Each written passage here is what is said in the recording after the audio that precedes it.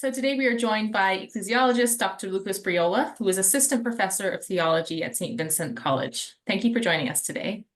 Thank you, Claire. I'm honored to speak with you at this very exciting time. So congratulations on the election of Pope Leo XIV. This is, as you know, the first American Pope. Can you talk a little bit about what the implications are both for American Catholics and for Catholics around the world? Sure. Yeah, I mean, obviously it's still very early to kind of start thinking through this stuff, but there was sort of a long-standing tradition and a long-standing assumption that an American would never be elected to the papacy. In part because United States has so much global power geopolitically, there was a fear that having an American Pope would sort of monopolize both temporal and spiritual power. So it comes as a great surprise that there'd be an American Pope. I think Robert Prevost was on the short list of a number of people, including my own. But him being an American was sort of disqualifying for a lot, or at least there was an assumption he wouldn't be voted because of his nationality. But there was an Italian newspaper a few weeks ago as they were kind of going through different candidates for the next pope.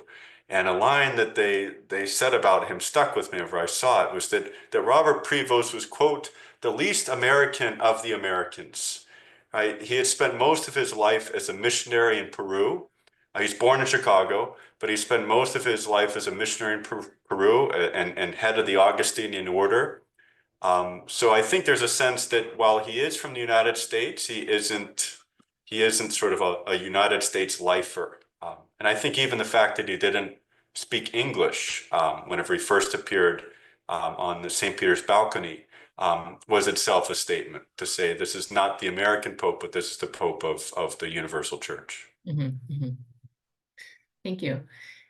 Do you think that Pope Leo XIV will continue Pope Francis's legacy of care for the poor and the marginalized? And if so, in what ways do you foresee that unfolding? Yeah, again, I think that he has spent a lot of time in Latin America and thus has been shaped by the Latin American Church's reception of Vatican II, which was very much focused around the preferential option for the poor. So that's certainly central for his formation. And I think that he likely emerged out of that time before there were after a lot of controversies over liberation theology. I think whenever Prevost was sort of doing this work in Latin America, that liberation theology had sort of stabilized. So I think there will be this commitment to the poor, a preferential option for the poor, but in a way that's still ecclesially and theologically responsible. I know a year or two ago, he appeared at a conference on care for our common home and spoke out quite eloquently about the importance of taking action to care for our common home. So yeah, I think that certainly that care for the poor and the marginalized will be central to his pontificate. And since we're speaking to an Eastern Orthodox audience who may not be familiar with liberation theology, would you mind just sharing a couple of sentences about what that entails? Sure. So liberation theology was a theology that emerged in the 1960s in Latin America. And it took inspiration from the admonition from Gaudium et Spes, which was Vatican II's constitution on the church in the modern world. And one of the urgings of that text was that the church should read the signs of the times. Well, these Latin American bishops are returning to their home dioceses and seeing great social inequalities and totalitarian regimes ravaging the lives of the poor. So liberation theology emerged as a way to kind of do theology from the perspective of the poor, from the perspective of the oppressed, and from the perspective of the marginalized. Now, exactly how to do theology in that way was the source of some debate as it got tied up with various movements of Marxism. But there was, at least in a sense, I think in the last 30 years or so, that we can have this style of doing theology that doesn't get sort of co-opted by Marxism and class warfare and the like. Thank you. And finally, as you know, the late Pope Francis and his predecessors as well were on very good terms with the Ecumenical Patriarch Bartholomew. And as this is the 1700th anniversary of Nicaea, In what ways do you think that Pope Leo will work towards greater ecumenical cooperation between the Orthodox and Catholic churches? Yeah, I think number one, what I heard in his first comments from the balcony was an emphasis on bridge building, right? And that's certainly an ecumenical catchword.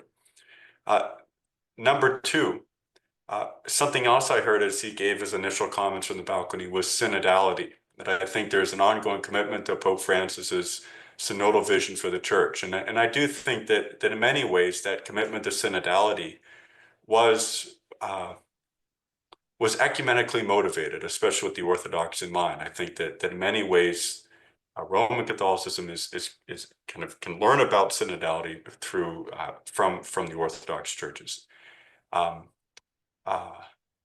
Third, I think from what I've just read about Robert Prevost and Care for Creation, that certainly is something else that Roman Catholicism has learned a lot from the Orthodox is a sophisticated theology and spirituality of care for our common home. So I think the emphasis on bridge building and peace was another emphasis of his on the balcony, synodality, and then finally care for creation could all be key places of ecumenical dialogue. Wonderful. Well, Dr. Briola, thank you so much for your time, and we wish you a wonderful day to continue enjoying and celebrating the election of Pope Leo XIV. Well, thank you very much, Claire, and thank you for all the work that you do.